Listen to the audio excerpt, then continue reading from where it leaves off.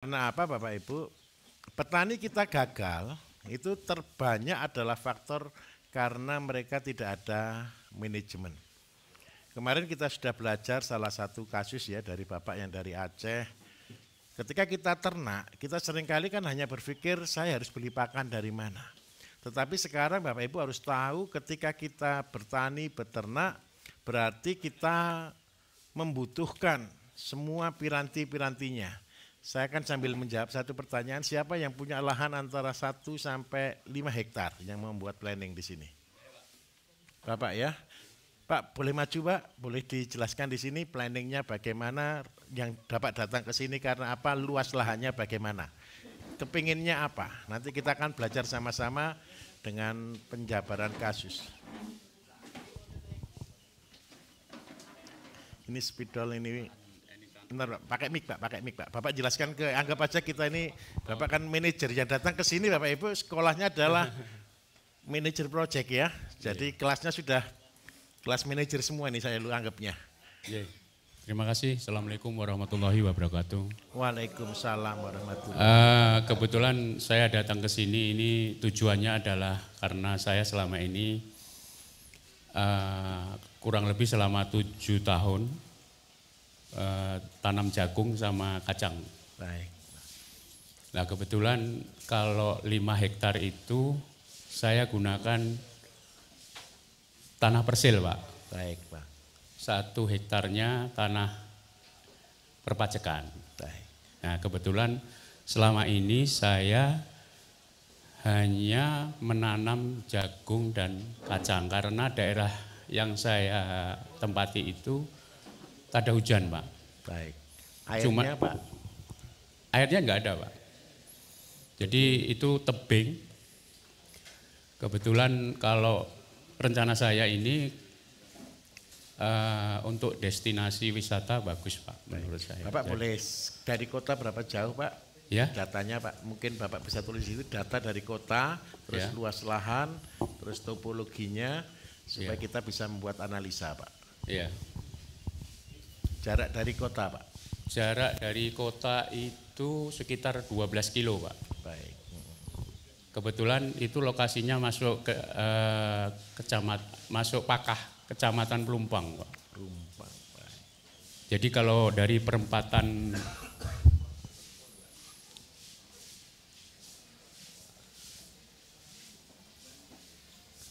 kalau ini menuju Tuban, ini menuju Pelumpang, ini menuju Surabaya. Kebetulan di sini lokasinya saya di sini kurang lebih sekitar 3 kilometer dari lokasi ini. Itu lahan perpajakan Pak, seluas 1 hektar. Terus kalau di sini ini ada tempat nyempil begini, ini ke sini. Ini hutan Pak. Baik Pak. Hutan perhutani. Pokoknya jati Pak berarti ya? Iya, jati Pak. Terus dicampur dengan tanaman-tanaman apa yang besar-besar itu, tapi bukan jati Pak. Nah kebetulan di sini lokasi ini saya sudah kosong Pak, nggak ada apa pohonnya. Ya, tetap. Hampir selama 7 tahun itu saya kosongkan, jadi saya pakai orang kerja gitu Pak. Baik. Untuk Nah kebetulan kalau di sini ini kan Tuban, ini kan pantai Pak. Dari dilihat dari sini itu kelihatan Pak. Baik. Kelihatan. Jadi tanahnya agak miring. Jadi model tanahnya itu begini. Terus ini jalan perhutani menuju ke sini. Terus ini juga. Nah ini yang kurang lebih 5 hektar Pak. Nah saya punya pemikiran kalau saya buatkan di sini pertanian harian yang sayuran, Baik. rencana saya, terus ada ayam, ada kambing, ada sapi, terus ada mainan-mainan anak-anak apa segala macam. Tujuan saya adalah destinasi wisata untuk anak TK. Baik Pak. SD, SMP, Pak. Baik, Pak. Nah, saya akan mencoba kalau TK, SD, SMP ini pasti yang orang tua kan ya ikut, Pak. Betul. Nah, saya akan Jualan mata sayur. mereka jangan sampai, itu maksud saya. Oke. Jadi ini yang belum saya lakukan untuk ayam, kambing dan sapi. Rumah makan berarti di situ, Pak? Rencana saya kalau memang bisa, Pak. Jadi kebetulan saya juga komunitas Wonderful Tourism Community, Pak. Oke, wonderful. Jadi kebetulan saya juga ada teman-teman dari community yang mau ngajak gabung, dia mau menginvestasikan dananya gitu, Pak. Baik, siap. Jadi saya sudah mempresentasi kepada teman-teman, boleh Pak Yitno silahkan gitu. Jadi saya juga tadinya sudah lama Pak saya daftar terus gak masuk-masuk, penuh terus. Jadi ini tujuan saya, jadi saya ingin mengedukasi kepada anak-anak. Siap. Supaya mereka paham bahwa pendidikan kita ini kan kehilangan budi pekerti, Pak. Betul, Pak. Itu yang kita harapkan. Nah, Oke. ini yang tujuan saya pertama. Nah, kebetulan kalau saya ini di kelautan hampir 20 tahun, Pak. Oh, alhamdulillah. Budidaya kerapu dulu. Jadi saya penangkapan kerapu, saya paham tobelo. Berarti pernah beli benih dari saya kalau gitu dari Tobelo. Saya masuk 92 sampai 98, Pak. Oh, sudah lewat berarti saya baru masuk 2000. Kebetulan saya kena kerusuhan, Pak. Jadi anak buah banyak yang meninggal waktu kerusuhan itu karena Tobelo masyarakatnya banyak yang Kristen. Nah, kebetulan kalau dulu budidaya. Nah, harapan saya adalah kenapa di Indonesia ini perang sudah nggak ada kan, Pak? Betul. Jadi maksud saya kalau Pak Bayu ya, punya komunitas sebesar ini, menurut saya kalau kita punya lembaga pendidikan tentang kalau tentaranya itu jangan dipakai perang, Pak. Tentaranya itu jadi tentara pangan, Pak. Itu maksud saya. Jadi semoga ini bisa. Itu nanti Bapak yang di depan. Gitu.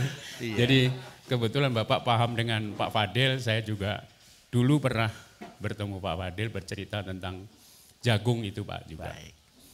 Makatan Pak Bayu, semoga ada baik, manfaatnya. Matur nuwun teman-teman. Assalamualaikum warahmatullahi Waalaikumsalam. wabarakatuh.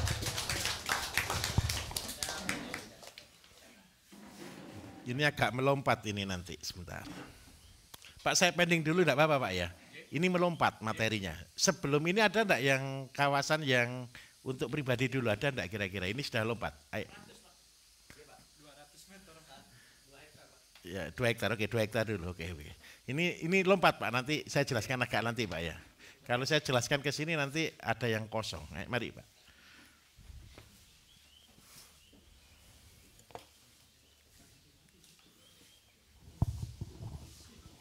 Oke, boleh. Bismillahirrahmanirrahim. Assalamualaikum warahmatullahi wabarakatuh.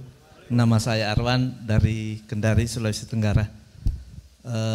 Untuk sekarang saya memiliki lahan yang saya garap sudah hampir 3 tahun. Jadi gambarnya sketsanya seperti ini. Ini jalan. Kemudian ini 1 hektarnya, di belah jalan ini 1 hektarnya. Ini sawah yang sudah dibuat sawah lahannya.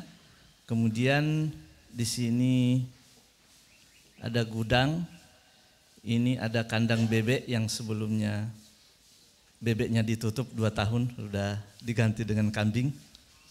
6 kandangnya itu 6 kali 35. Kemudian ini kandang juga dalam bentuk rumah panggung. Ini kandang juga.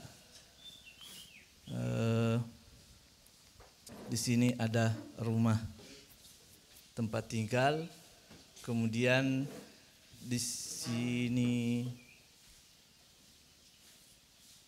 kolam sekitar luasnya itu 10 kali 30. Kemudian di sini juga kolam. Di sini ada kolam lagi yang panjangnya 6 kali 100. Dan di sini masih ada lahan yang setengah hektar di sini. Ini gambarnya nggak muat ya. Tambah lagi, enggak apa-apa. Ini harus ditambah. Jadi rencananya ke depan nanti di sini karena sudah pernah tanam singkong, sempat 3 kali panen, tapi gagal karena hujan, daunnya berguguran semua. Insya Allah saya rencana untuk ganti dengan kangkung. Dari kota berapa jauh, Pak? Kotanya untuk ibu kota kabupaten ya, Pak? Enggak, untuk pasar terdekat. Oh, market pasar terbesar. terdekat. Pasar terdekat itu sekitar 5 kilo. Oke, dekat. Oke, siap. Air, alhamdulillah air tanah, Pak. Jadi ada 3 bor di sini. Jadi ditanam pipanya sekitar 12 meter, dia nyembur sendiri tanpa artesis. ada artesis. Baik. Di sini untuk sekarang populasi jadi kambing itu untuk pakannya di sini kambing bisa untuk sekarang kambing bisa dia semi umbaran. Jadi ini dipagar semua ini, Pak, yang 1 hektar ini.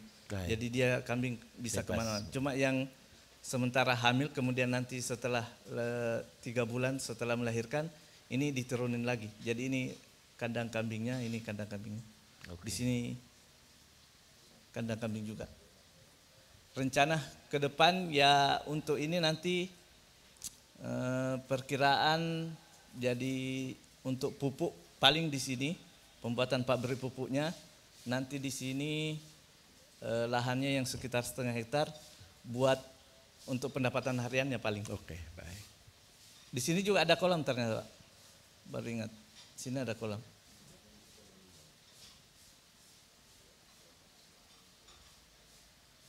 Mungkin itu Sudah? saja, Pak. Oke. Ya. Makasih banyak. Planningnya mau apa saja ke depan ini? Cita-citanya, mimpinya? Mimpinya buat 1000 kambing dulu, Pak. 1000 kambing. Insya Allah. Kambing aja? Kambing aja dulu. Oke, enggak pakai lain-lain ya? Untuk nanti kalau bisa nyambi di ayam, kemudian jagung maduranya akan dibawa untuk dibudidayakan di sana. Baik, siap. Salah. Makasih. Assalamualaikum warahmatullahi wabarakatuh. Oke. Bapak Ibu, kita akan belajar sama-sama tentang bagaimana memanage suatu usaha. Karena apa? Kegagalan petani seperti tadi saya sampaikan adalah mereka kadang-kadang tidak bisa melakukan manajemen. Sehingga apa? Ketika mereka bertani ya mereka bertani. Ayo coba selama ini Bapak Ibu kalau bertani bagaimana konsepnya? Nomor 1, cari tanaman yang menguntungkan, betul atau tidak? Terus yang kedua membuat analisa usaha kan? Terus yang ketiga ya sudah itu gitu kan? Itulah yang membuat petani kita menjadi gagal. Seandainya planningnya saya mau tanam semangka, ya sudah tanam semangka aja. Habis tanam semangka, untung atau rugi seolah-olah kita akan menjadi kayak judi gitu ya. Kalau pas bagus ya untung, kalau pas tidak bagus ya rugi. Tetapi akhirnya begitu selesai panen, kita bingung lagi usaha apa lagi. Nah, tidak ada kesinambungan, inilah yang menyebabkan petani menjadi bangkrut. Jadi harapan saya adalah ketika besok Bapak Ibu setelah pelatihan dari sini, kan pulang nih. Ketika pulang, ini cita-cita saya, Bapak Ibu akan memakili saya sebagai konsultannya para petani di tiap-tiap daerah. Karena apa Bapak Ibu? Kalau kita tidak ajari mereka, tidak beri contoh mereka, mereka juga akan jatuh di lubang yang sama. Jadi karena itu di tingkat ini kita akan sama-sama analisa. Ini kan masih wajar ya, dengan luasan 2 hektar ya, masih tidak terlalu besar lah. Kayak contoh 2 hektar ini saja. Kalau ini dikerjakan dengan cara konvensional, ini tidak cukup 200 juta loh ngerjakan ini. Sudah keluar berapa modal Mas? Berapa? Tidak dicatat. Saya hitungkan kalau tidak dicatat. Itu hebatnya petani kita. Catatannya hilang. Kambingnya dulu mulai berapa ekor? Mulai 2 ekor. Wah, kali ini sudah berhasil. Sekarang sudah 60 ya. Sudah luar biasa. Sudah berhasil kalau gitu dari kambingnya. Yang ngolah tanahnya diolah atau enggak dulu? Enggak diolah, oke. Kalau enggak diolah aman. Kalau diolah kan mengeluarkan modal, kalau enggak diolah kan enggak menghasilkan dan tidak mengeluarkan modal. Oke, kalau ini Bapak Ibu olah bener aja, soalnya tanami padi, tanami jagung, tanami macam-macam. Dengan luasan 2 hektar itu tidak cukup uang 100-200 juta. Apalagi bangun kandang, kolam dan sebagainya. Nah, karena itu di kita, di konsep manajemen itu nomor 1 yang harus di planning pertama adalah market. Yang selalu saya tanyakan, dari kota berapa jauh? Tujuannya apa Bapak Ibu kalau dari kota berapa jauh? Jangan pernah produksi sesuatu kalau tidak punya pasar. Terus yang kedua, setelah kita tahu pasar, kita akan pilih barang mana yang kompetitifnya paling rendah. Jadi seandainya sayur nih, sayur apa yang paling dibutuhkan orang dan harganya paling rendah? Tujuannya apa? Supaya kita menghindari perang di sana.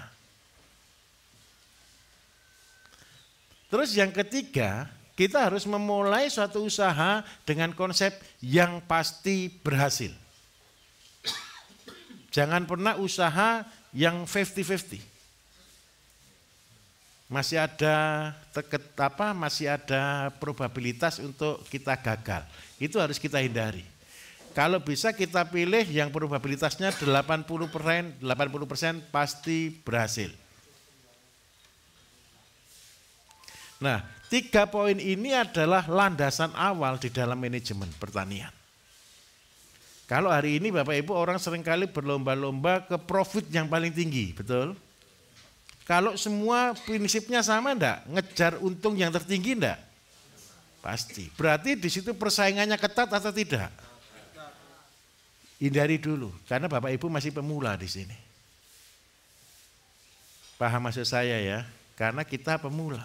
Terus yang kedua, setelah kita punya 3 pondasi dasar. Dasar tadi nomor 1 kita hitungnya dari kota dibutuhkan. Kebutuhan, kemudian harga murah, dan yang ketiga mudah. Ini prinsip dasar. Jadi yang dibutuhkan dari pasar, kemudian yang harganya paling murah dan mudah kita kerjakan. Kalau 3 ini sudah clear, langkah berikutnya yang kedua yang harus kita pikirkan adalah yang bisa punya mata rantai. Punya mata rantai itu apa? Usaha itu tidak boleh stop. Sebenarnya untuk awal Bapak Ibu saya kurang nyarankan tanam cabai. Kalau Bapak Ibu tanam cabai daunnya tidak bisa untuk makan kambing, percayalah. Ya bisa Pak, kambing seneng makan kambing, seneng. Ayam juga seneng makan kambing. Tapi daunnya kan cuma sedikit. Saya tidak senang Bapak Ibu tanam semangka, melon dulu belum waktunya. Karena apa? Daunnya belum bisa dipakai apa-apa. Itu adalah ending. Nanti ketika Bapak Ibu sudah kuat di basic, sudah punya uang lebih, paham maksud saya sudah punya uang lebih ya, uang ini sudah tidak mempengaruhi hidup Bapak Ibu, silakan bermain, itu permainan, itu hobi. Jadi kalau seandainya yang basic itu adalah Bapak Ibu harus kuat dulu secara pondasi finansial terutama. Memang saya katakan hasilnya sedikit. Pak itu tidak bisa untuk beli apa-apa, tidak usah mikir itu dulu, hidup dulu. Setelah hidup dulu punya kelebihan, Bapak Ibu ini konsep rezeki.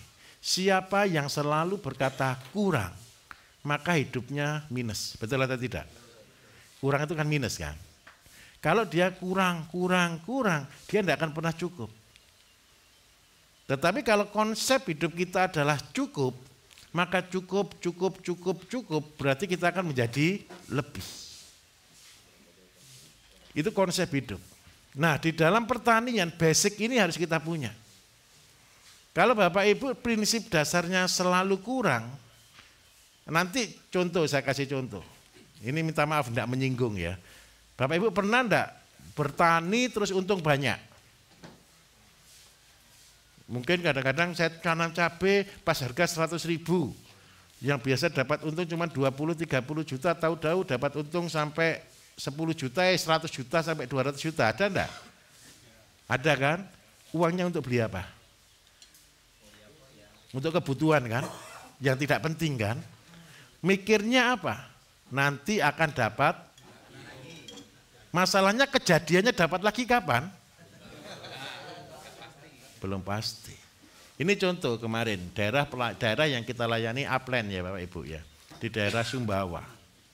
Orang tidak pernah tanam bawang merah, kita ajari tanam bawang merah dan hasilnya luar biasa. 1 hektar bisa dapat 600 juta. Semua langsung beli mobil. Betul enggak? Berharap apa? Tahun depan dapat lagi. Tahun depan bisa dapat enggak? Belum tentu. Nanti habis beli mobil, mobilnya perlu bensin tidak? Akhirnya yang terjadi apa? Bisa jual apa-apa untuk beli bensin. Nah terakhir beli bensin dengan jual mobil. Lah mobilnya untuk apa? Kayak kasus di Tuban kapan hari yang tanahnya kena untuk pengeboran gitu kan. Satu desa semua jadi kaya raya mendadak. Akibatnya apa? Bukan tambah kaya tapi tambah miskin. Karena itu saya minta tolong dengan sangat. Bapak Ibu akan menjadi kepanjangan dari kami, kepanjangan dari saya secara pribadi. Ayo kita merubah, menyelamatkan generasi ke depan. Untuk berpikir real, untuk berpikir benar tentang pertanian. Berpikir benar pertanian itu bukan masalah besar kecil, bukan, masalah cukup. Bapak Ibu saya minta maaf, ini pesan moral. Kita sedang mengalami masa-masa krisis ke depan. Kita sedang mengalami masa-masa krisis itu artinya begini. Terjadi resesi dunia yang luar biasa. Karena itu saya mau ngotot buat pelatihan dan menghabiskan siapa yang mau daftar kita beri kesempatan terus. Gara-gara kita sedang mengalami masa yang tidak baik-baik saja. Bukan hanya Indonesia, tapi seluruh dunia. Seluruh dunia 2-3 tahun ini tidak baik-baik saja.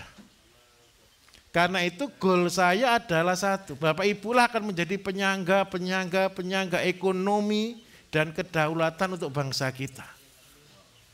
Saya minta tolong Bapak Ibu lah yang akan memberi makan tanda kutipnya.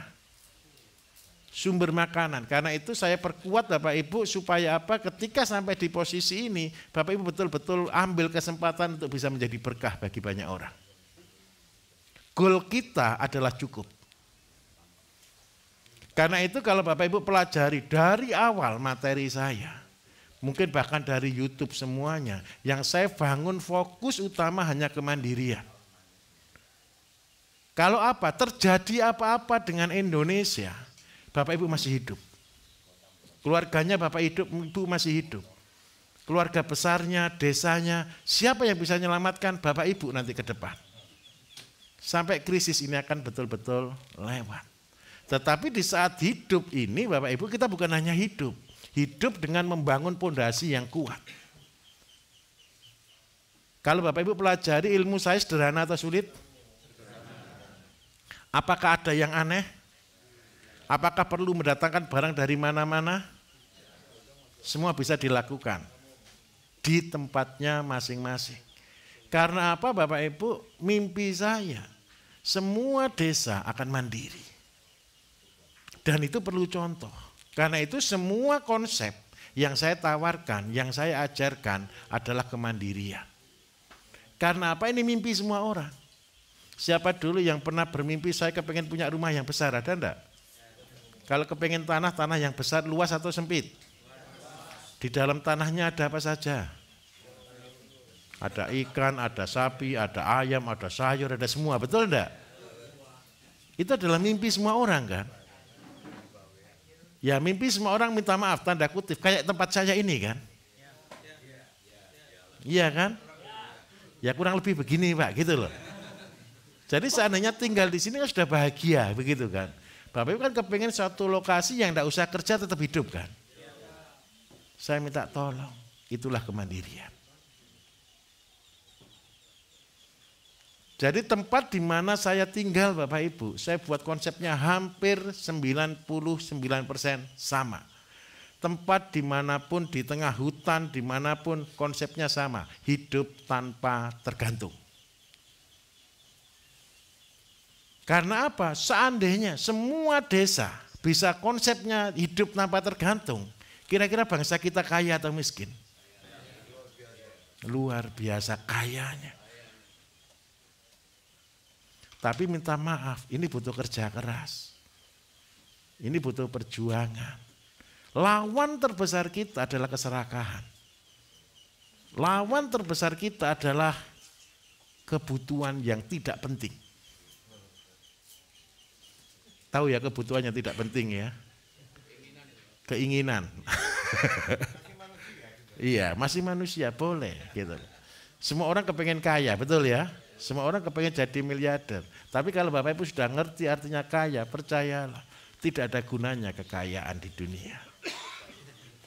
Benar Bapak Ibu, kekayaan itu kalau kita tidak kuat menjadi orang jahat.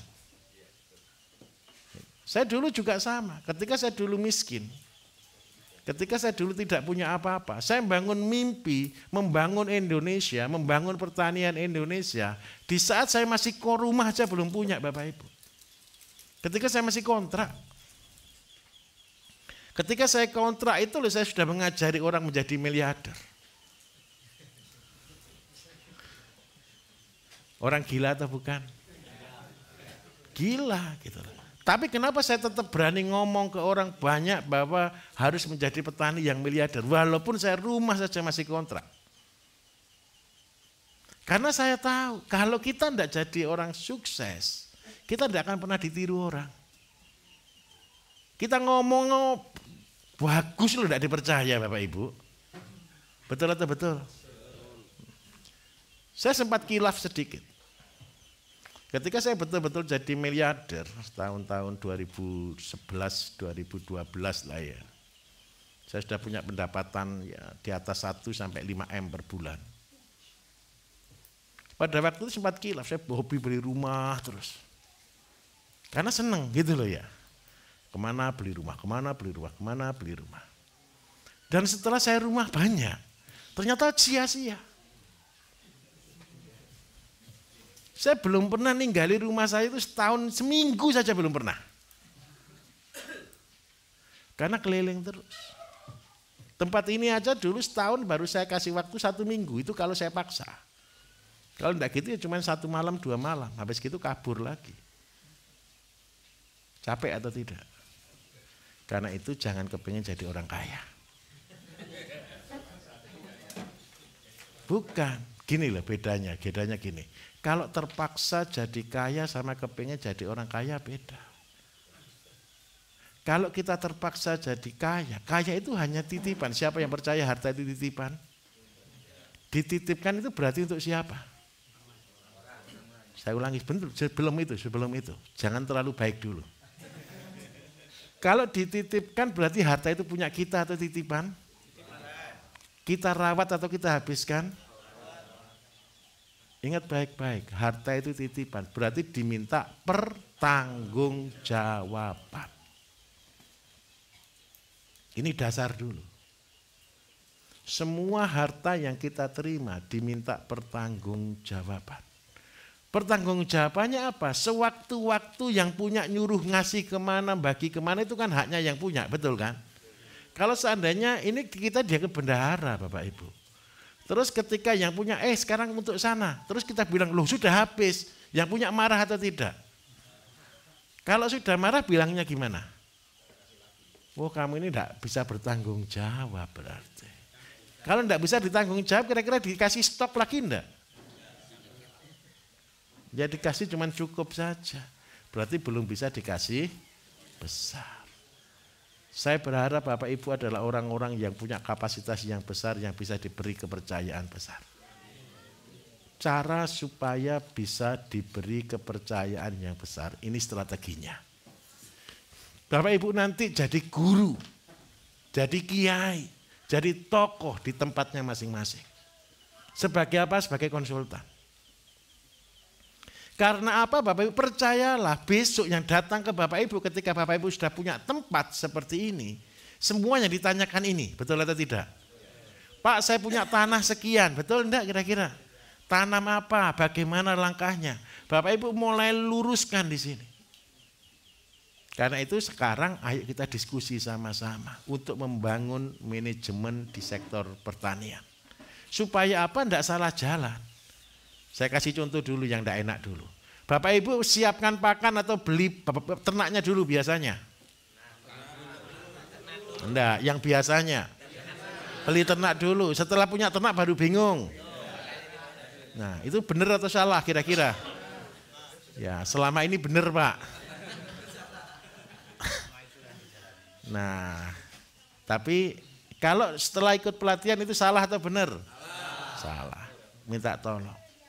Selama ini Bapak Ibu kepengen ternak banyak atau ternak sedikit?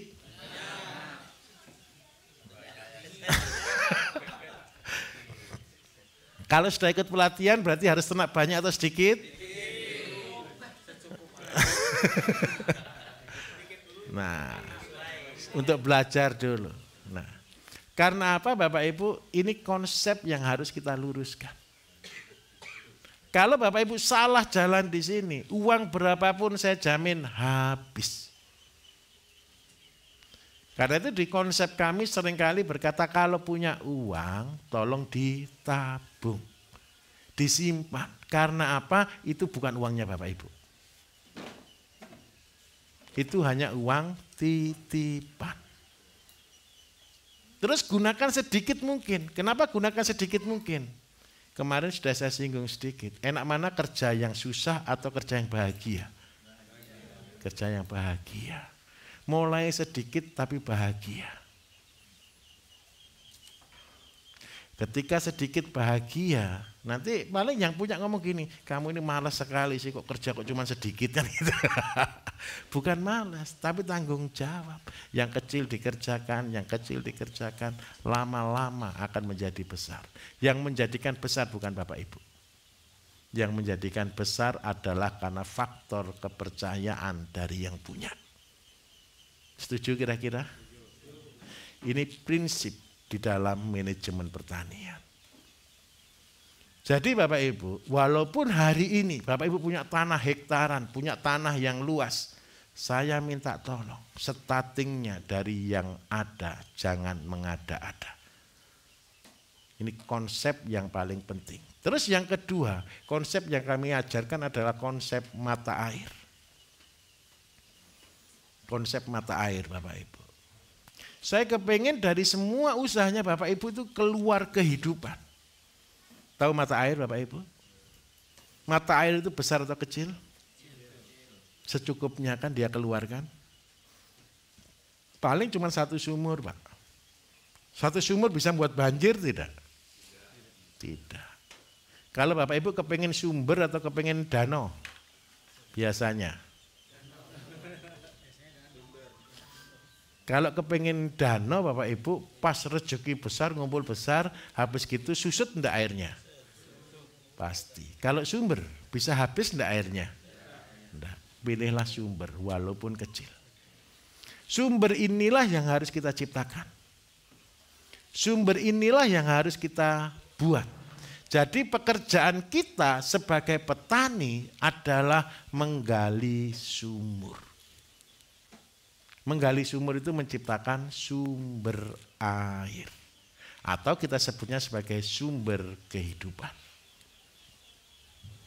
Nah, kalau Bapak begini, ini kan sudah punya semua. Ternak Bapak Ibu kalau lihat konsepnya dari 2 menjadi 60, berarti ini masih belum menjadi sumber. Masih menjadi biaya. Betul atau betul? Karyawannya berapa Mas? 1. Gajinya berapa kalau boleh tahu? 1,5. Masih bahagia lah kalau 1,5. Nah kalau 1,5 dengan kambing 60 ya. Ini yang besar, yang induk berapa ekor? 40-an. Kalau kambing Bapak Ibu ini prinsip hitungannya kambing. 7 sama dengan 1. Ini rumus.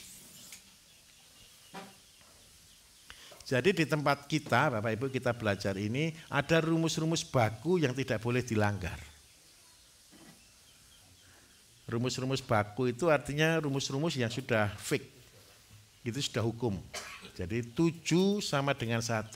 Kalau Bapak Ibu punya 7 induk, itu menghasilkan 1 juta per bulan. Jadi kalau seandainya Pak saya kepengen punya pendapatan 10, berarti kambingnya berapa? 70. Ini rumusnya Bapak Ibu. Kenapa saya ngajarkan 3 tahun Bapak Ibu harus pelihara sendiri?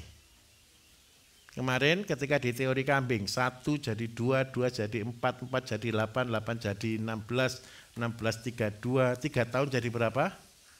64. Setelah 64, Bapak Ibu sudah boleh rekrut karyawan yang mengcover seluruhnya. Ayo kita hitungkan dari 64 dulu. 64 ini, 4 ini jantan, 60 betina. Ayo saya minta tolong, jagungnya habis berapa? Pakannya.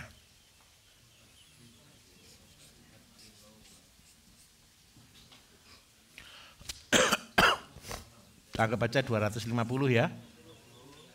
Dikalikan berapa? 4 batang, betul ya? Berarti berapa batang yang ditanam? Tenang, kita pelan-pelan supaya Bapak Ibu ngerti semua, paham semua ya. Saya punya kambing 64, betul ya? Setiap hari pakannya habis 4 kilo.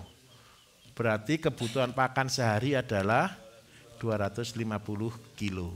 Untuk membuat 250 kilo, kita butuh 4 batang kali 250 kilo. Karena ini rumus, 1 kilo itu adalah 4 batang jagung. Berarti setiap hari kita butuh berapa? 1000. Oke, sampai di sini paham semuanya? Harus dihafalkan ya. Karena apa Bapak Ibu? Kalau Bapak Ibu sering kali menulis, sering kali menghafalkan, ini konsepnya tidak akan keluar kemana-mana. Kalau sudah 1000 berarti kan tidak semua hidup. Kita tanamnya berapa? 1500, betul ya? Jangan bosan ya Bapak Ibu, ini pelajaran kayak SD dulu ya. Enggak apa-apa ya, karena ini basic gitu. Kalau saya punya kebutuhan setiap hari tanam 1500, seandainya 1 meter isi 10 batang, berarti butuh luas berapa? 150 meter persegi. Atau ada satu orang gitu yang coba jelaskan begini ya. Ada relawan enggak yang jelaskan? Saya cuma jelaskan poinnya gitu biar semua bisa hidup. Belum berani ya. Enggak apa-apa lah, nanti di hari terakhir harus ada yang berani loh ya. Jadi setiap hari kita butuh luas tanah 150 meter. Umurnya jagung berapa hari? Berarti harus punya lahan berapa? Oh sudah hafal, jangan nyerpek lo ya. Nah, Mas tanahnya cukup enggak Mas? 1,2 hektar ya? Oh belum digambar lagi? Oh ya masih disimpan, oke ya. Jadi begini, ketika Masnya bilang sudah punya kambing 60, saya minta tolong, ada enggak lahan 1,2 hektar? Kita kadang-kadang terlalu ambisi Bapak Ibu, kambingnya saya perbanyak aja, jangan. Jangan. Karena apa? Jangan sampai berternak yang menjadi beban. Kalau ternak menjadi beban, percayalah kambingnya makan uangnya Bapak Ibu. Jadi ternak kambing tidak boleh jadi beban. Ternak ayam tidak boleh jadi beban. Ternak itik tidak boleh jadi beban. Semua tidak boleh jadi beban kita. Bapak Ibu ketika saya ngomong tidak jadi beban, itu sebenarnya konsep. Dulu mana diciptakan manusia sama binatang?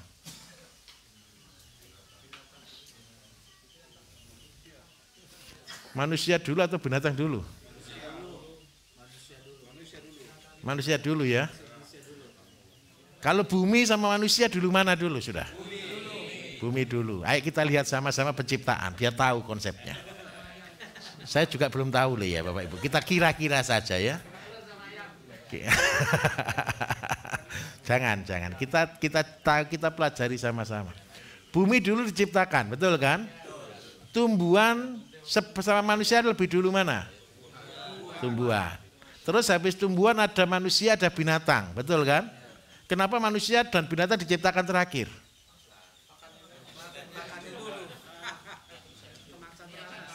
Karena sudah ada pakannya dulu, betul? Ayo, kata kunci ini ingat baik-baik. Gusti Allah, Tuhan yang sudah menciptakan kita semua. Sebelum dia menciptakan, dia punya time schedule.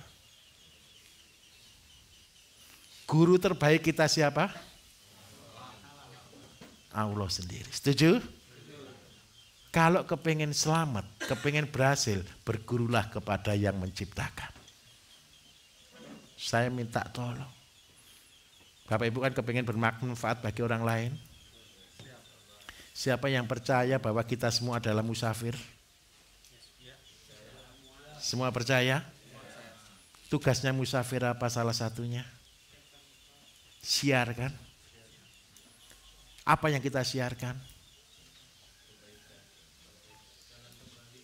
Berjalan kembali dari yang sesat ke kebenaran. Betul ya? Cara siar terbaik itu apa? Memberi contoh. Memberi contoh dengan caranya siapa?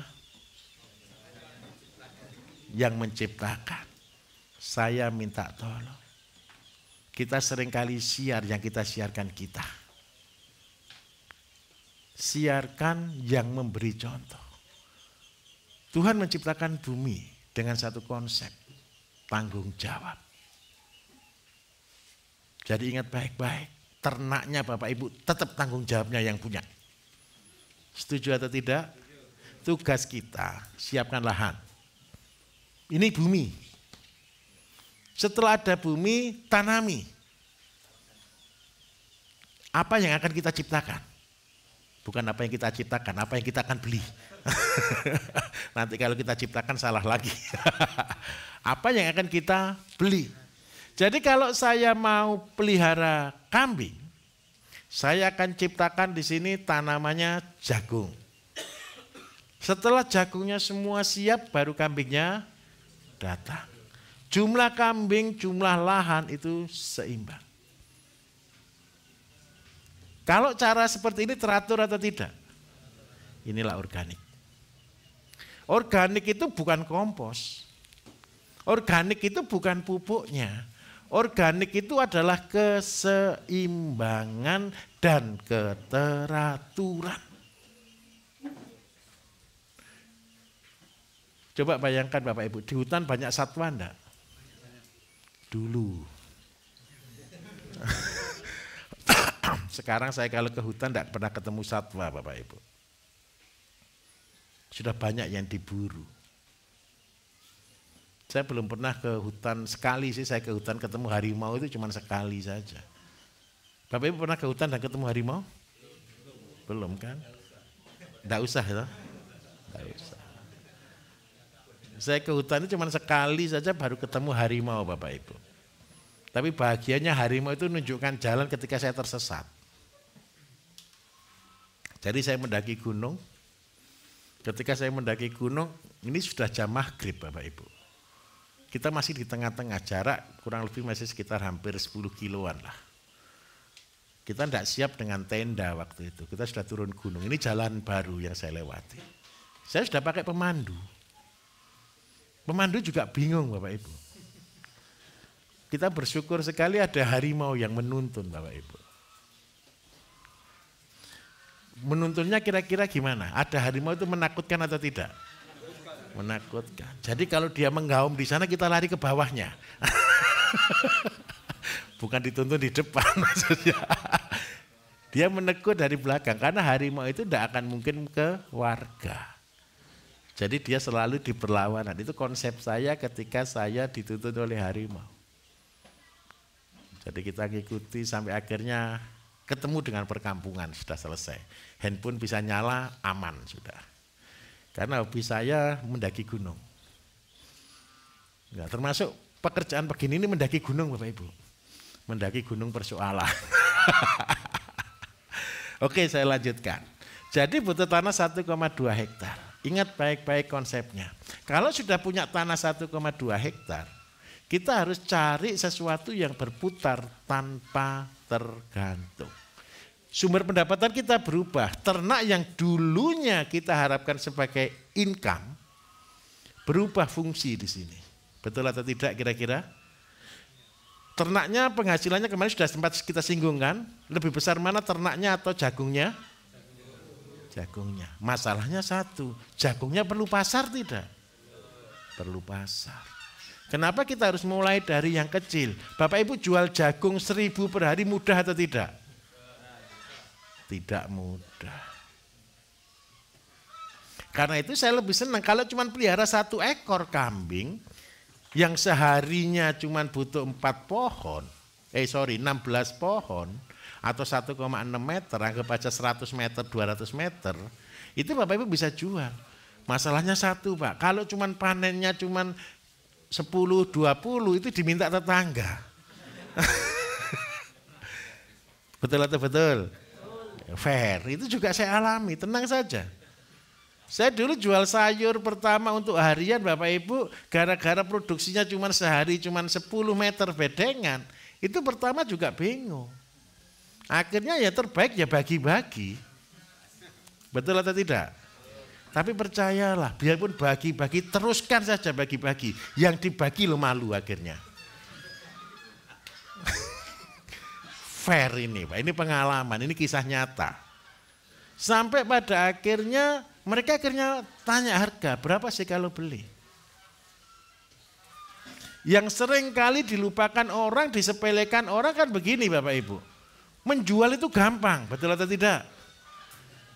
Hampir semua peserta pelatihan ketika saya tanya, Pak bisa enggak jual kangkung, jual bayam? Oh gampang Pak.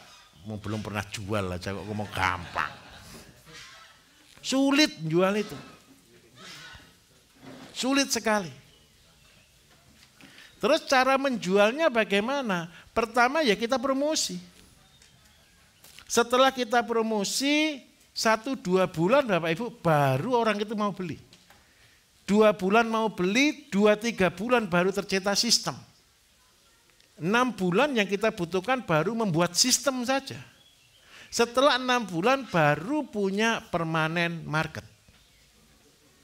Ingat goal kita di sini. Setelah kita dasar kita kuat, yang kedua adalah permanen market atau pasar yang tetap. Ketika Bapak Ibu sudah punya pasar yang tetap, walaupun hanya lewat sayur, lewat jagung, itu menjadi fix, menjadi baku, menjadi tetap. Setelah itu Bapak Ibu baru kita tambah. Kan kenal dulu nih, betul kan? Sudah tahu kalau dia organik, kita ini tanam organik gitu kan sudah tahu, betul kan?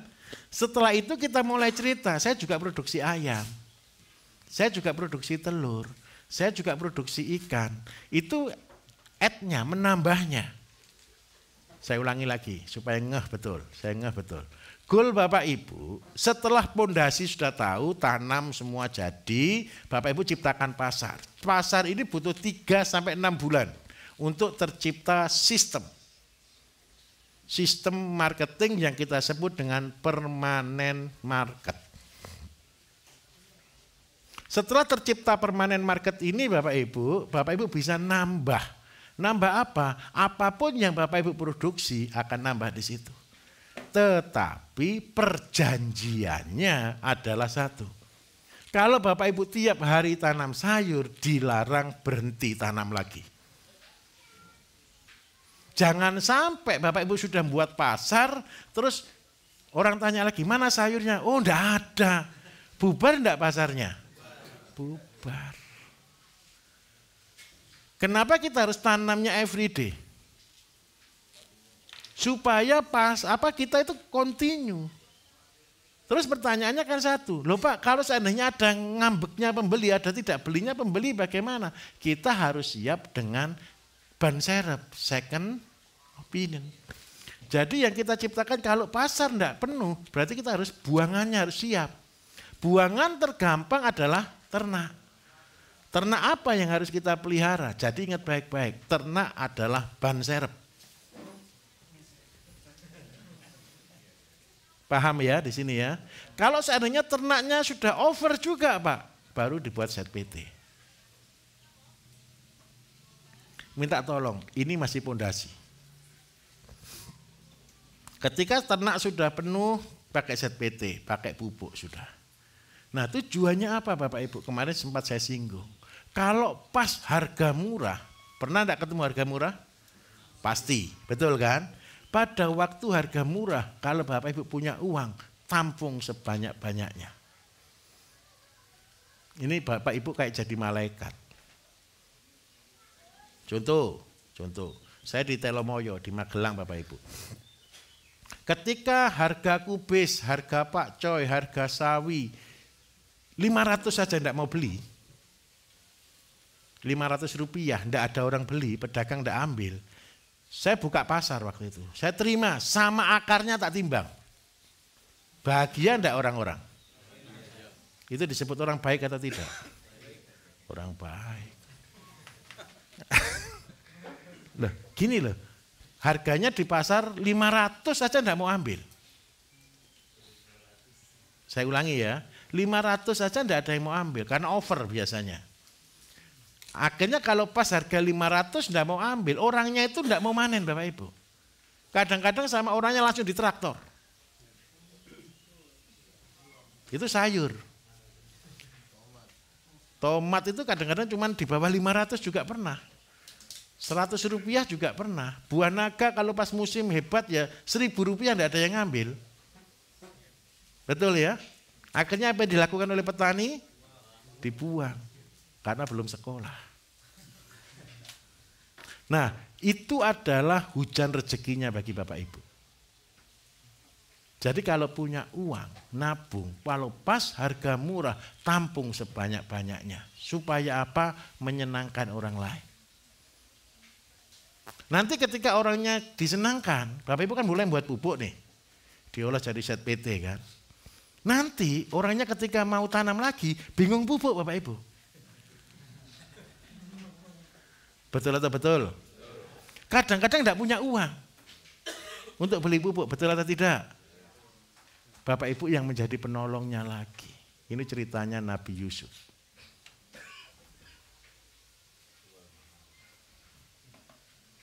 Pada waktu panen raya, barang itu tidak berharga. Tampung, tapi pada waktu mereka membutuhkan, bagikan. Tapi kan sudah berbeda harganya. Paham di sini? Dulu Bapak Ibu beli cuma 500 1 kilo. Setelah jadi pupuk harganya jadi 20 sampai 40 ribu. Petani punya uang enggak untuk beli? Kan enggak punya uang kan? Tolong dibantu. Kalau konsep kami itu yang kita sebut dengan nama pertanian syariah. Pertanian syariah itu begini. Bapak Ibu sudah bisa buat bibit enggak? Kemarin sudah sampai tanam bibit sudah ya? Sudah. Menyakitkan ya, kata saya dengar kemarin matanya itu bisa pusing Pak, ngitung gitu. Itu sementara. Kalau sudah biasa menyenangkan. Kalau sudah biasa menyenangkan. Kami di tempat kami Bapak Ibu setiap hari itu harus tanam kurang lebih sekitar 12.000 bibit.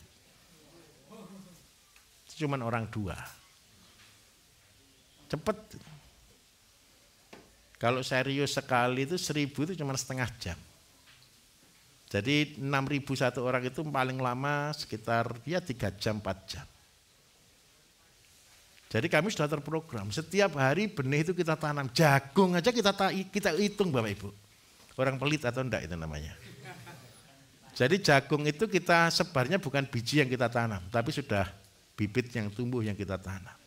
Kenapa kok kita tanamnya bibit Bapak Ibu? Begini alasannya. Kalau tanam biji masih ada semut yang makan enggak? Daripada nyulam lebih baik yang pasti tumbuh. Besok ini ilmunya sederhana tapi dilakukan. Jadi ketika ngomong tanam 1000 biji, ya betul-betul 1000 biji. Itu belajar disiplin. Lebih pasti mana atau Bapak Ibu tanam biji atau sudah bibit? Lebih pasti bibit. Sudah tumbuh. Perkara cara, perkara alat nanti beli sendiri-sendiri. Di online sudah banyak. Yang penting manajemennya tahu. Oke, saya lanjutkan ke pasar permanen. Jadi ketika Bapak Ibu sudah punya pasar permanen, harga mahal Bapak Ibu punya, harga murah Bapak Ibu punya, dan stabil terus. Dan percayalah, konsumen itu senang dengan harga yang stabil. Paham maksud saya di sini? Lah kalau itu sudah punya Bapak Ibu, itulah sumber pendapatannya Bapak Ibu. 1.000 meter, saya minta maaf, enggak enak. 1.000 meter kalau Bapak Ibu punya penghasilan harian, itu hanya cukup untuk maksimal 70 KK. Maksimal 70 KK. Lebih dari itu enggak cukup, berarti hanya 1 RT. Kalau cita-cita saya enggak muluk-muluk. 1 desa berapa RT kira-kira? Lebih lah ya. Kalau di luar Jawa mungkin 10 gitu ya. Kalau di Jawa berapa Mbah? 300 ya, 100 ya. Nah ini. Ya. Jadi harusnya di tiap desa itu ada orang yang punya 1.005. Tiap desa itu 100 orang yang punya 1.005. Yang mengcover kebutuhan satu desa. Kalau 100 kali 1.000 berarti berapa luas? Berarti berapa hektar? 10 hektar. 10 hektar itu loh baru bisa nyukupi ayam, ikan, telur, sayur. Kalau dari satu desa 100 orang berarti ada 100 kakak yang punya pabrik sektor pertanian. Berarti ngurangi pengangguran enggak di desa? Ngurangi. Ya Pak ya, CSR ya? Siap. Jadi planningkan satu desa 1 atau 2 dulu. Setelah itu satu desa ya sebanyak RT-nya. Maka yang terjadi percayalah, di tempat itu semua harga stabil. Dan ketika semua harga stabil, ekonomi akan bergerak. Bapak Ibu, ini waktunya kita membantu bangsa kita. Kita tidak usah naik ke pemerintah, kita tidak usah ngomong apa-apa ke pemerintah. Kita wujudkan dalam wujud nyata. Minimal satu lah, negara pikiran urusmu dirimu sendiri, kita tak mikir diri kita sendiri gitu loh. Ngerti maksud saya toh? Yang atas biar pusing dengan politiknya, yang bawah ayo kita berjuang untuk hidup. Karena apa? Ketika yang di bawah ini hidup Bapak Ibu, yang di atas itu bahagia. Saya tidak pernah tahu politik. Saya tidak pernah masuk politik. Karena saya seorang petani. Tapi tahun ini Bapak Ibu, gara-gara pelatihan kita sudah sampai di seluruh kota di Indonesia, saya baru membuat komitmen. Siapa bupati yang mau membela petani, kita akan support, kita akan dukung. Kenapa kok begitu? Alasan saya sepele. Ini kita kan sudah ada 1.000, saya planning sampai bulan ini sudah 1.500-an lah, sampai Agustus selesai ini. Ini kan pendaftaran pilkada ya. Betul, ini pendaftaran pilkada. Saya merintis Bapak Ibu dari bawah bergerak. Saya di politik saya mencoba menegosiasi para pemimpin-pemimpin ke depan. Karena apa Bapak Ibu? Bapak Ibu lah yang akan menjadi pionirnya. Program makan siang gratis kan akan dilakukan Bapak Ibu. Sekarang ditambah, bukan hanya gratis, makan bergizi. Betul ya? Kalau seandainya program itu dijalankan, terus barangnya tidak ada, impor atau tidak bangsa kita? Ayo kita bantu bangsa kita supaya tidak impor. Kalau bangsa kita tidak impor, dolar minimal bisa turun. Paham maksud saya?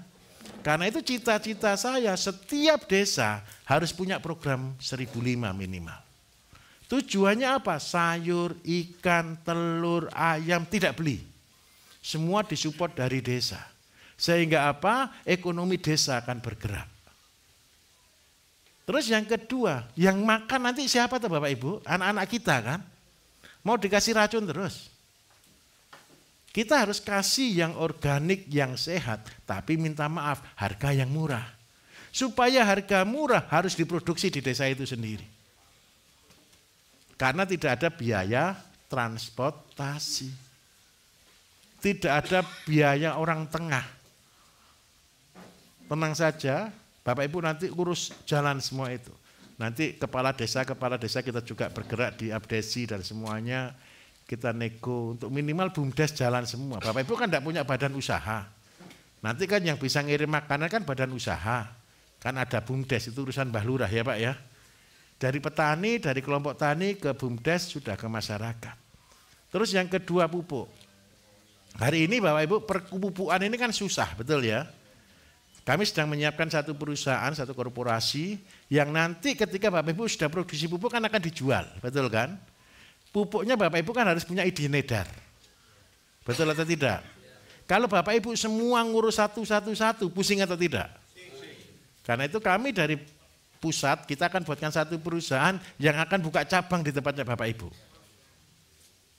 Kita mohon doanya, semoga segera selesai. Kita sudah sedang proses pengurusan izin. Pabriknya ada di Jogja, di Mataram. Di Kerajaan Mataram maksud saya. Saya taruh di Jogja pabriknya. Nanti ketika Bapak Ibu sudah jalan, tapi jangan sekarang, percuma, mau jalan aja belum.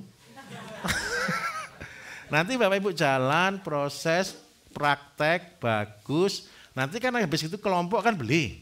Kelompok ini bisa beli kan pakai anggaran. Pakai anggaran itu berarti pupuknya Bapak Ibu harus terstandar. Harus sudah punya izin edar. Jadi nanti Bapak Ibu kalau yang sudah siap nanti hubungan dengan tim pusat kita akan linkkan supaya Bapak Ibu menjadi cabang perusahaan kita di situ. Untuk menjaga payung hukumnya. Karena bangsa kita adalah negara hukum. Supaya Bapak Ibu tidak disalahkan. Tapi kalau dipakai sendiri untuk kalangan kelompok sendiri tidak ada masalah. Bisa dipahami kan? Percayalah Bapak Ibu. Saya ngajarin buat pupuk semua orang, yang buat cuma ya itu saja. Paham maksud saya ya? Setelah petani, ini petani Indonesia Bapak Ibu. Jangankan petani, saya kasih contoh testimoni itu pasien saya, pasien herbal saya. Semua pasien herbal saya kalau ketemu saya selalu saya anjurkan tidak boleh beli obat, termasuk obat saya. Kalau terpaksa saja saya baru kasih obat. Nomor satu yang harus mereka lakukan buat sendiri dulu. Menurut Bapak Ibu, pabrik herbal seperti itu bagus atau jelek kira-kira? Bagus Pak, nolong masyarakat, betul ya? Kalau untuk perusahaan itu bagus atau jelek? Jelek, tujuannya jualan kok malah ngasih resep kan gitu kan? Nah kenapa saya harus ngasih resep dulu Bapak Ibu? Ini prinsip saya. Saya tidak akan mengkhianati dengan kata-kata saya sendiri membangun kemandirian kesehatan. Jadi setelah pasien itu konsumsi rebusan-rebusan jus yang Bapak Ibu pelajari di sini, sembuh. Berapa lama? 2 tahun sampai 3 tahun. Setelah mereka sembuh, survei menunjukkan mereka tidak membuat lagi. Bosen katanya. Pak bosen Pak, yang rebus-rebusan saya cari yang praktis saja. Wah ini repot. Kalau Bapak Ibu lihat di YouTube kami kadang-kadang ada orang ibu-ibu atau bapak-bapak, Pak saya sudah minum rebusannya berapa lama? 2 tahun. Berarti penyakitnya sudah sembuh dong Bu. Sudah Pak, tapi sekarang saya tidak mau sakit lagi. Ya sudah, itu pilihan. Tapi saya tidak pernah mau menjual. Paham maksud saya? Jadi minta tolong Bapak Ibu juga sama. Besok yang Bapak Ibu pelajari di sini itu bukan kemarin. Itu ilmu berpuluh tahun lalu yang sudah saya jalankan. Pasien saya sudah jutaan. Sayur apapun yang Bapak Ibu tanam di sini, ini bukan sembarang sayur. Kalau daerahnya Bapak Ibu sudah, Pak ini pusatnya orang di pantai. Orang di pantai penyakitnya paling banyak apa? Masuk angin. Betul enggak? Terus yang kedua apa? Darah tinggi karena asin terus. Kalau sudah darah tinggi biasanya asam urat dan kolesterol paketnya. Betul atau tidak? Kalau sudah tahu pangsa pasar kita penyakitnya ini Bapak Ibu, berarti tanaman-tanaman kita mengarahnya ke sayur-sayur itu. Jadi nanti di tempatnya Bapak Ibu produksi sayurnya apa? Sayur untuk diabetes, sayur untuk asam urat, sayur untuk kolesterol. Sayur untuk hipertensi. Akhirnya tugasnya Bapak Ibu bukan pedagang sayur loh ya. Terlalu kecil jadi pedagang sayur. Bapak Ibu jadi dukun, lebih parah lagi. Jadi solusi. Rumahnya Bapak Ibu bukan lagi menjadi tempat jualan sayur biasa. Rumahnya Bapak Ibu adalah tempat solusi masyarakat. Jadi permanen market itu berbicara tentang yang diproduksi adalah mengikat. Kemarin sudah praktek siapa yang motong ayam? Lemaknya banyak atau sedikit? Bau amis atau tidak?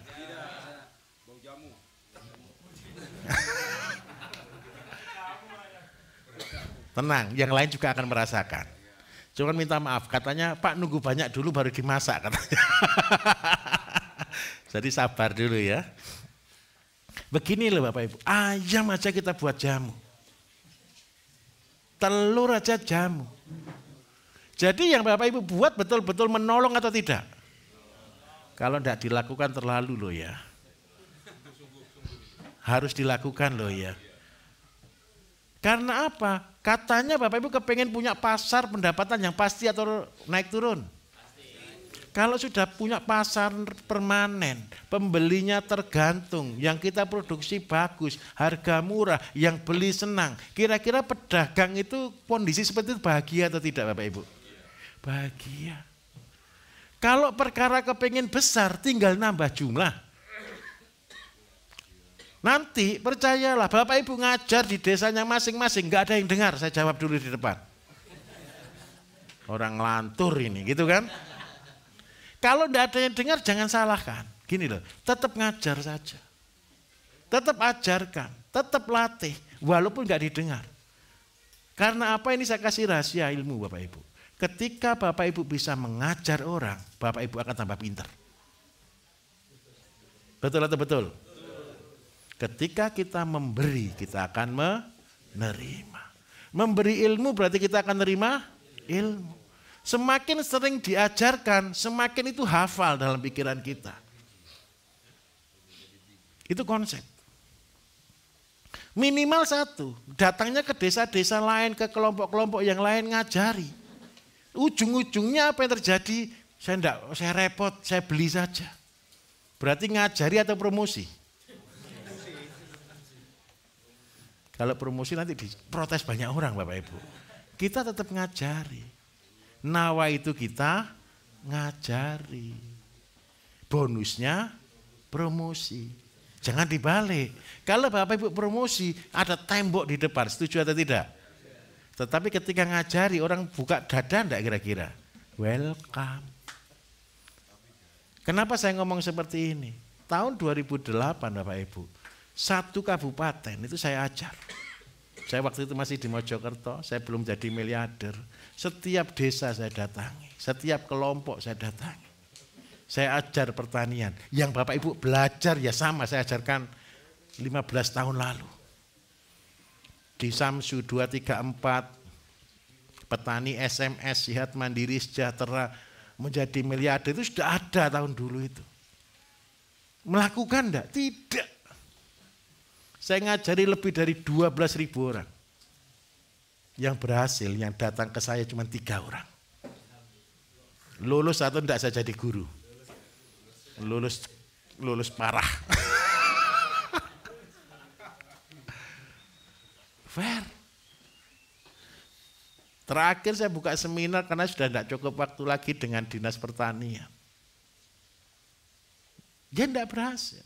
3 orang ini Bapak Ibu, cuma 1 yang betul-betul berkesan bagi saya. 2 sudah jadi miliarder. Jadi miliarder sama-sama dengan saya tahun-tahun 2011-2012. Tapi yang 1 ini yang sering kali saya ceritakan kemana-mana. Dan itu menjadi keberhasilan yang paling membanggakan bagi saya. Ada seorang yang betul-betul miskin Bapak Ibu. Rumahnya cuma di bantaran sungai. Berarti dia punya rumah atau tidak? Punya tanah atau tidak? Rumahnya bersama kandang kambing di bantaran sungai. Ketika saya di desa itu, ini di daerah Mojosari kecamatannya, dia masuk ke ruangan aja tidak berani. Karena merasa minder. Dia cuma dengar di pinggir pintu. Ketika saya menjelaskan, dia praktekkan. Dia sudah pelaku kambing. Kambingnya sudah banyak, sekitar 60-an. Kambingnya orang. Dia cuma buruh angon. Setelah dia tahu teori ini, dia kembalikan yang punyanya orang. Dan dia hanya fokus ke kambingnya sendiri. 3 tahun berlalu Bapak Ibu, sekitar tahun 2010 akhir, 2011-an kurang ya. Dia nyari rumah saya 3 tahun katanya.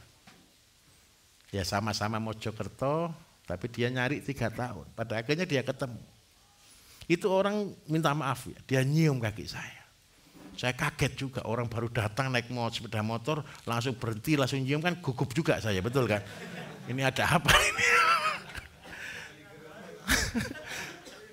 Sambil seneng, tahu ya orang seneng gitu kan, ketemu lama, kepengen mengharapkan, kepengen ketemu, tidak ketemu. Akhirnya saya tanya dia, ada apa Pak? Pak, saya 3 tahun lalu itu ikut sekolahnya Bapak, ngomongnya sekolah. Terus dia cerita, waktu itu saya tidak berani masuk Pak. Kenapa? Karena saya malu. Tapi sekarang Pak, saya sudah bangga. Saya sudah punya rumah Pak. Dia nunjukkan Jupiter MX pada waktu itu Bapak Ibu. Ini Jupiter MX ini Pak, saya beli cash. Gaji saya sekarang 7 juta Pak. Saya juga punya toko di pasar Pak. Pekerjaan saya cuma 3 jam Pak. Wah, saya mikir duduk dulu Pak. Karena orang semangat, kan begitu kan. Begitu saya ajak duduk dulu, saya coba ceritakan. Saya kerja itu Pak, jam 9, kambing saya keluarkan. Sampai jam 12. Sampai di situ saya sambil ngarit sedikit, setelah jam 12 kambing saya bawa pulang Pak. Saya kasihkan, terus saya baru pindah ke toko. Bahagia enggak kira-kira seperti itu Bapak Ibu? Jadi dia sudah punya gaji 7 juta tahun 2010-2011. Sekarang dia jadi pengusaha bawang merah. Tahu jadi pengusaha bawang merah gara-gara apa? Bukan, gara-gara dia juga butuh daunnya bawang merah itu loh. Daunnya bawang merah ada enggak Bapak Ibu? Itu dipakai pakan kambing. Teori gara-gara dia betul-betul jalankan. Itu bagi saya Bapak Ibu membuat kesan yang luar biasa. Dan itu menjadi mimpi saya terus. Seandainya kita ketemu dengan orang-orang yang susah di luar sana dan mereka jadi berhasil, itu adalah membuat kita menjadi bangga. Setuju atau tidak? Setuju. Dan itu tugasnya Bapak Ibu ke depan. Ilmunya kan sudah saya kasih.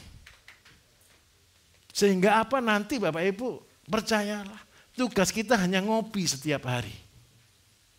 Ngopi di rumah A, B, C. Kenapa? Itu santri-santri kita. Itu murid-murid kita. Ayo bayangkan dulu, bahagia enggak begitu? Tapi minta tolong, contohnya dikerjakan. Kalau enggak ada contoh jangan ngomong. Pembuktian. Oke, kita lanjut. Oke, clear ya Mas ya, kambing ya. Jadi penghasilannya bukan dari kambingnya kan? Penghasilannya dari jagung yang setiap hari 1 juta. Sudah puas enggak kira-kira? Loh, bukan, kira-kira kalau sudah punya penghasilan 1 juta per hari sudah puas atau belum kira-kira? Ya, sudah puas lah. Nah gini Bapak Ibu, ketika sudah punya, ini kan bulat, kambing, jagung, betul ya? Sudah bulat belum ini? Sudah. Ini daerah mana itu yang Sulawesi itu yang isinya tukang jagung bakar yang manis-manis yang jual itu? Mana daerah mana itu? Gimana Pak? Takalan ya. Oke, itu kan semua jual jagung rebus itu toh. Itu kan pasar terbuka, Pak. Jauh, enggak masalah. Ini Masnya sampai ke Banyuwangi lebih jauh lagi. Ciptakan seperti itu. Ciptakan seperti itu. Syukur-syukur jual jagungnya di depannya kandang. Pertama yang tidak laku, jangan banyak-banyak. Sampai itu akhirnya menjadi pasar. Tapi tenang, itu nanti materi besok. Karena kita harus bagi. Iya.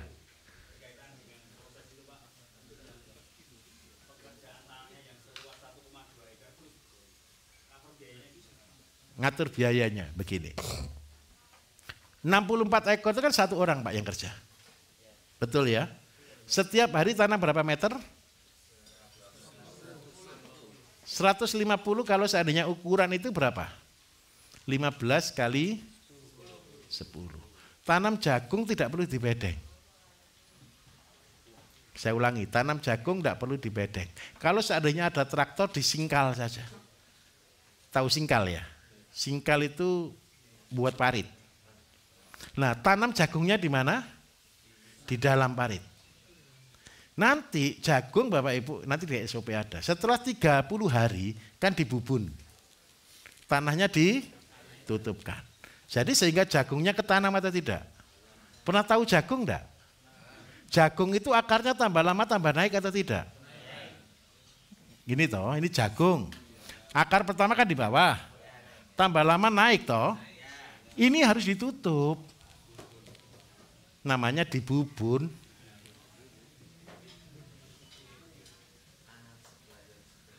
Jagung itu tidak ke bawah akarnya Bapak Ibu, naik. Itu yang harus ditutup. Kapan nutupnya? Usia 30 hari.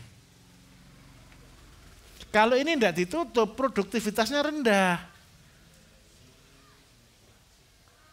Mupuknya di mana? Kan bentuknya tadi begini. Betul enggak? Ini tanam jagungnya kan di sini. Zigzag ini ya. Zigzag gini ya, anggap. Lah nanti mupuknya tinggal tutup piuk di sini, terus nanti 30 hari tutup. Sudah selesai. Nutupnya dicangkul. Nyangkul dari mana? Dari tanah sebelah. Sehingga kalau seandainya begini, ini lubang, ini kan dicangkul. Jadi lubang enggak sini? Kalau Bapak Ibu sudah pinter lagi, ketika jagung mau panen, tanam sebelahnya.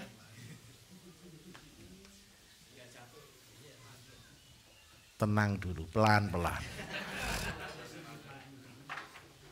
Ini untuk mengefektifkan waktu. Kalau begini biayanya mahal atau murah? Murah.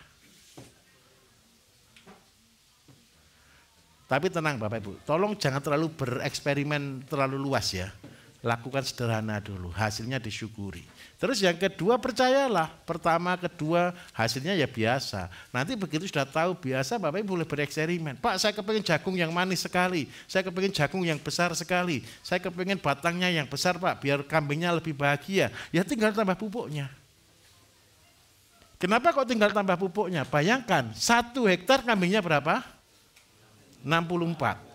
64 kotorannya berapa kilo sehari? 250 kilo. 1 bulan berapa ton? Coba dihitung. 4 hari 1 ton. Berarti 1 bulan isinya 7,5 ton. Betul ya? Setiap bulan tanah 1 hektar dipupuk 7,5 ton. Mabuk enggak tanahnya? Paham maksud saya di sini? Ini teratur dan seimbang Bapak Ibu. Ini hitungan, jangan dilawan. Organik itu teratur dan seimbang. Itu konsep pegang betul-betul. Rumus-rumus yang saya berikan itu seimbang semuanya. Kenapa seimbang semuanya? Percayalah Bapak Ibu, kalau sudah punya kotoran kambing 64 ekor, pupuknya dikembalikan lagi ke sawah, saya jamin tanahnya Bapak Ibu sudah seperti tanah zaman dulu lagi. Kalau seandainya tanah-tanah reklamasi dilakukan seperti ini, 3 tahun finish. Syaratnya 1, punya pabrik pupuk. Kalau enggak punya pabrik pupuk, beli, bangkrut.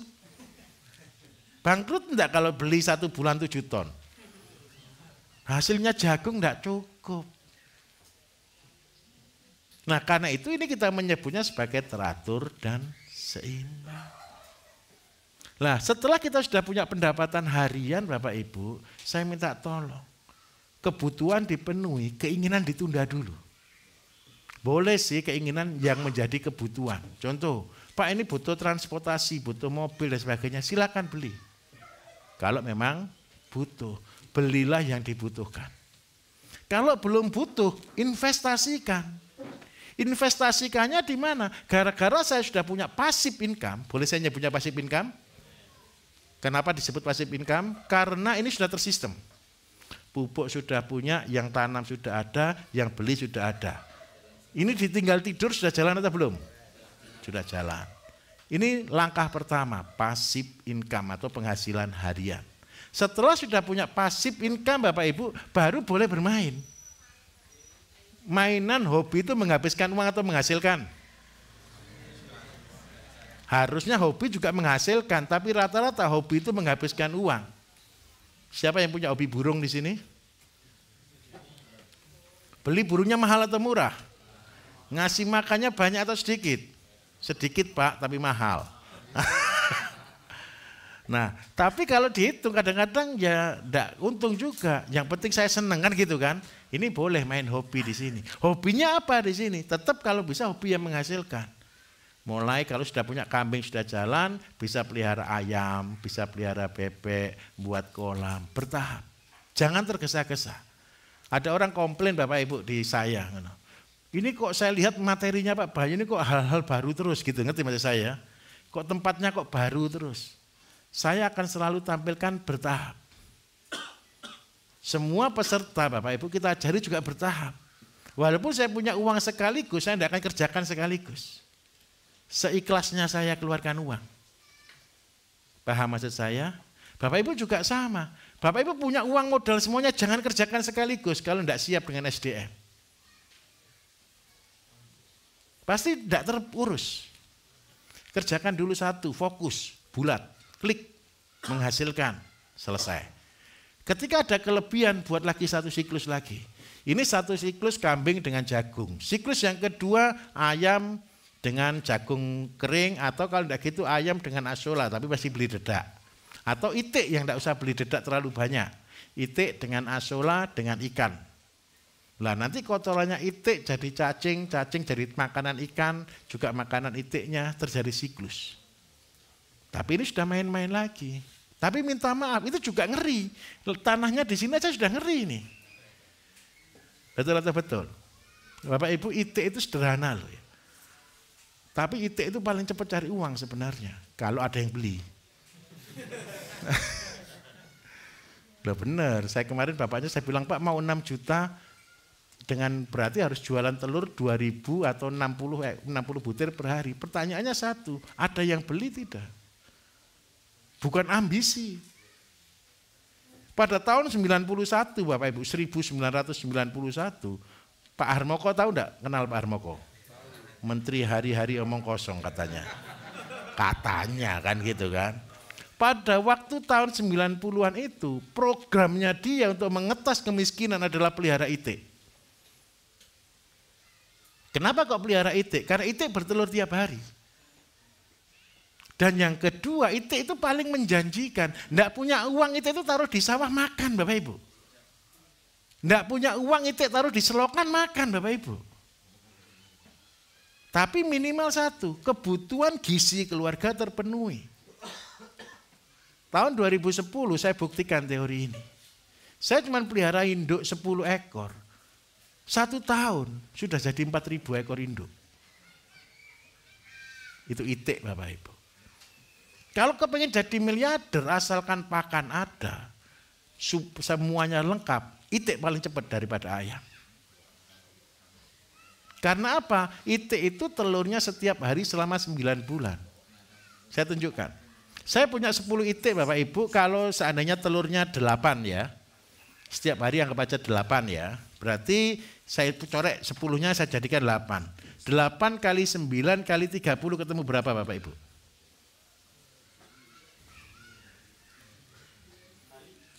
Delapan kali 9 kali 30. Berapa Pak? Berapa? Berapa?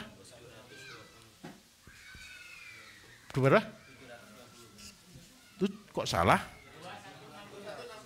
2160.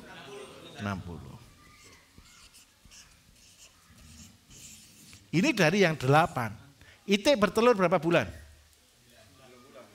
No. Itik dari DOD berapa per bulan?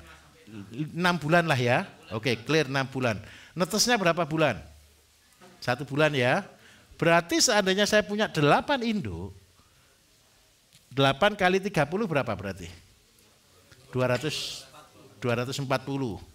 240 kita tetaskan kan tidak netes semua. Anggap aja yang netes separuh. 120. 120 jantannya separuh, betinanya separuh. Betul ya? Berarti betinanya tinggal berapa? 60. 60 di usia ke-7 bulan, kan dia sudah bertelur. Betul kan? Kalau sudah dari 8 ke 60, 60 yang telur 40 per hari, sudah ngeri Bapak Ibu. Terus setiap bulan induknya tambah 40 loh itu. Nah, kalau hitung-hitungan 8 jadi segini, kalau ditetaskan ini ketemu cuma paling maksimal 600. Tetapi anakannya yang ke-7, 8, 9, 10 sudah 160. Satu bulan sudah hampir 4.000. Kalau begini ceritanya, jadi miliarder gampang atau susah?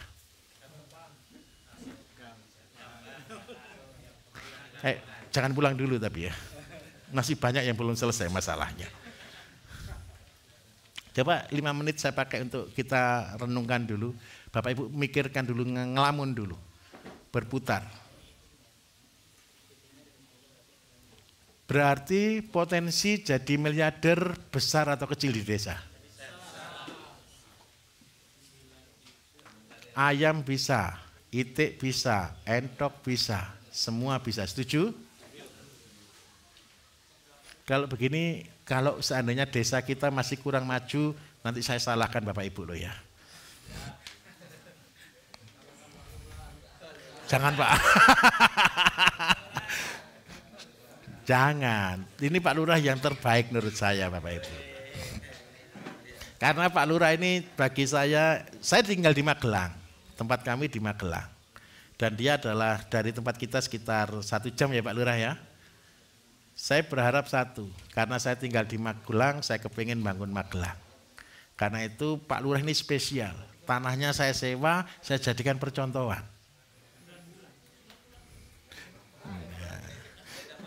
Gimana? Iya, jadi supaya apa? Ketika tanah itu saya sewa kan terpaksa Pak Lurah harus kerja.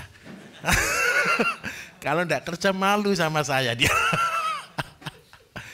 Dia pangsa pasar luar biasa. Ini kemarin sudah ikut di Magelang Bapak Ibu sama pasukan. Saya berharap sudah jalan, ternyata belum jalan.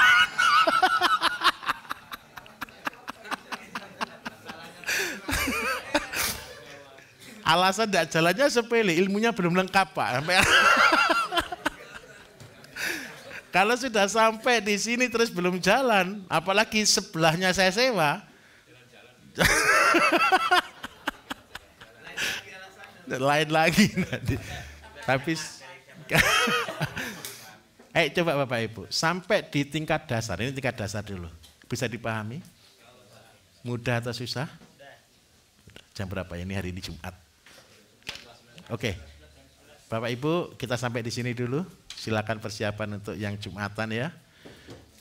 Ketemu lagi dengan saya nanti malam, tapi nanti saya kunjungi lagi, tenang saja ya.